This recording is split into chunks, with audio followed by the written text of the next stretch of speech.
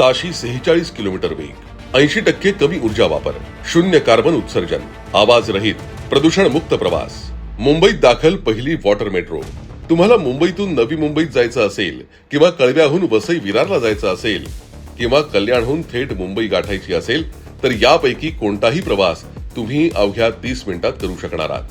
कारण मुंबईकरांच्या प्रवासात ऐतिहासिक जलपर्वत सुरू होतोय. उपमुख्यमंत्री तथा शिवसेनेचे मुख्य नेते माननीय नामदार श्री एकनाथजी शिंदे यांच्या विजननुसार मुंबईच्या जलवाहतुकीला नवी गती देण्यासाठी पहिली अत्याधुनिक वॉटर मेट्रो मुंबईत दाखल झाली आहे. स्वीडनमधून आणलेली कॅन्डेला P12 ही इलेक्ट्रिक बोट आता लवकरच चाचणीसाठी सज्ज होतीये.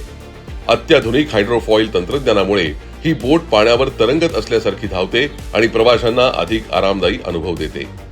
या वॉटर मेट्रोमुळे मुंबईच्या रस्त्यांवरील वाहतूक कोंडीला पर्याय निर्माण करत जलमार्गातून वेगवान प्रवासाची नवी संधी उपलब्ध होणार आहे. मुंबईच्या विस्तीर्ण किनारपट्टीचा प्रभावी वापर करत भविष्यात अधिक क्षमतेच्या आधुनिक बोटीही सेवेत दाखल करण्याचं नियोजन आहे. माननीय एकनाथजी शिंदे यांच्या नेतृत्वाखाली स्मार्ट, हरित आणि गतिमान मुंबईच्या दिशेने टाकलेलं आणखी एक महत्त्वाचं पाऊल.